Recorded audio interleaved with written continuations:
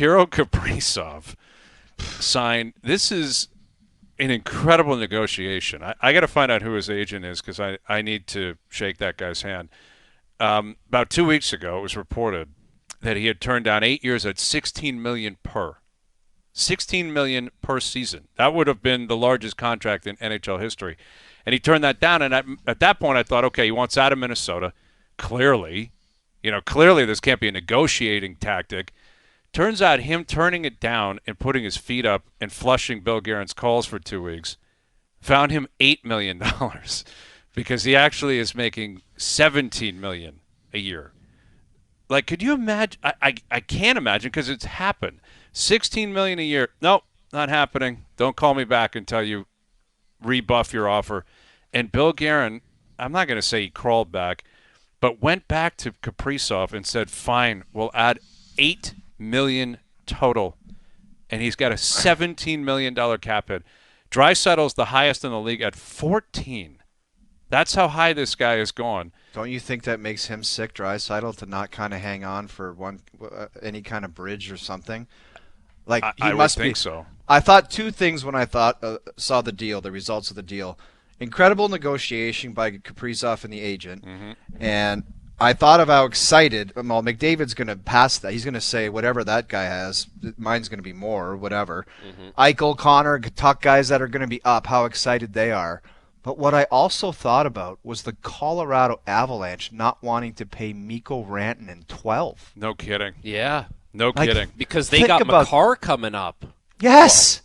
Well, right. Like they must be looking at Mikko Rantanen saying, we didn't want to pay him 12 and the Minnesota Wild gave Kaprizov 17. Is Kaprizov $5 million better than Mikko Rantanen? Not even close. The answer is no, but the difference is the discrepancy between Kaprizov and the rest of his team is huge. And the market, they had no choice, Frankie. The market said, you know what?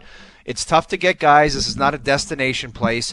We need a guy, and we need this guy. And he could have said, like Hayes just mentioned, he put his feet up. He could have done more. He could have asked for more. I don't know what he could have got. Could he got more than that? No. What do you do if you're Billy Guerin, though? Think about it. You're Billy Guerin. You've got this team that is a playoff team every year, can't get out of the first round, and your star player is going to make a lot of money.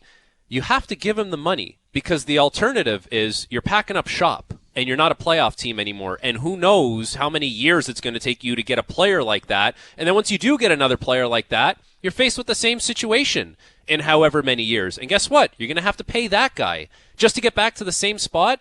Billy Guerin had no choice. It was a blank check, and he had to give it to him. Well, he did. And, you mentioned Rantanen. I think you could throw Marner in there. Marner just signed for 12. Kaprizov's not $5 million more a year than Mitch Marner. I don't know if is he even better than Mitch Marner? I'm not sure. I think they're in the same ballpark. Yes, honestly. I think if you had a comparable, I don't think it would be crazy for either one of them to say, if that guy gets that amount of money, I want the same. Yes, I don't think it would be crazy. No, I agree. I think Rantanen, Kaprizov, Marner, like those guys are in the same level. I think I'd put in terms of wingers, I'd Kucherov ahead of them. I'd put Pasternak ahead of them, but Pasternak's close.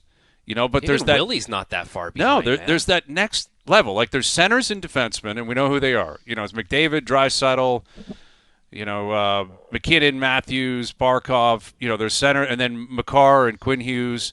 Like those guys, number one centers, number one D, and then there's scoring wingers: Kucherov, Pasternak, Kaprizov, Marner, guys like that. Willie's in there, Rantanen's in there, Matthew Tkachuk when he's healthy, and they're all kind of in the same boat. Like this guy's a scoring winger that doesn't play 82. I don't think he's ever played 82. I think his highest is 81, where he did have 108 points that year. He was brilliant his second year in the league. He's a great player. He's an immense talent. He played 41 games last year. 41. He's hurt all the time. Imagine playing 41 and saying, I want $36 million. $36 million. And you can do it because if Kirill Kaprizov was a Colorado Avalanche, he couldn't get that deal. That's right. But he's a Minnesota Frankie, Wild, and that's why he could get that deal. You didn't get qualified in Roch, and that guy got $138 million. Dude, it was Billy Guerin.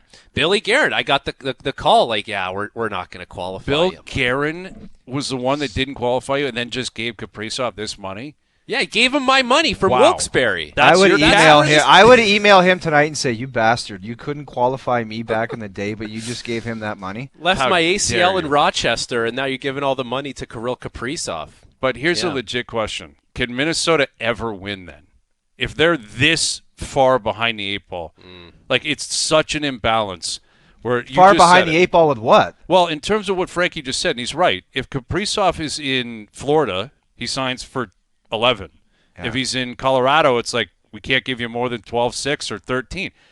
If you're overpaying this guy $4 or $5 million, how can you win in Minnesota if it's that much of an imbalance? Well, what the hell are you going to do in Edmonton if McDavid tops it? Like, then you got 14 and whatever McDavid gets. You talk about the core four in Toronto for all these years. Yeah. If you've got two guys, there were a bunch of years where we were like, can a team with a guy making 10 win a cup? Yeah. And now we're going to be talking about two guys making 18, 17, and 14 or whatever the hell it is. And it's It's still crazy. barely happened. It's barely happened because I think isn't Barkov 10 or like 10-5? I don't think Barkov's it, I 10, believe Eichel was Bobrovsky's the 10-5. I believe Eichel was the first one at 10. you're right. Yeah, He you are was. you are right about that. You know what's crazy now?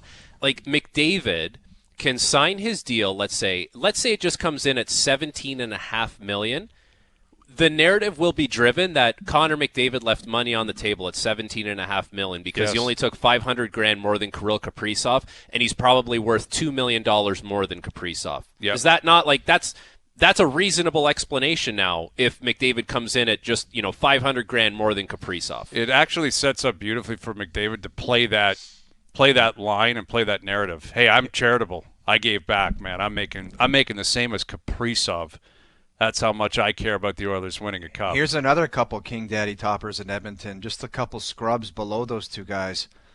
Bouchard in the hut at 10.5 and Nurse at 9.25. It's the new core four. It's the new core four. Yeah, By it the way, is. like Minnesota is going to have to do this. They're going to have they got like a really good prospect pool. Those guys on entry levels are going to have to come up and they're going to have to contribute. Like it's going to be the young guys, the next wave of guys that help them, plus Kaprizov. But they had no choice, man. They had to do it. And as far as like Edmonton goes, now they are like this is the interesting thing about McDavid. He's going to have his buddy Draisaitl. He's going to have two D-men locked up. We'll see what Matthias Ekholm is. You still don't have a goaltender. Like, I guess the number's been set for McDavid, and now you're going to top it, but nothing really changes within the team. The questions that are there are still there. And we'll see because maybe he signs a shorter term deal, right? And that seems with the cap going up so much year over year over year. That's what seems to be happening here. Is it's either if you're going to give me 8 years, you got to give me a massive deal, Massive. or I'll take a short term and I'll punt and I'll re up in 2 or 3 years.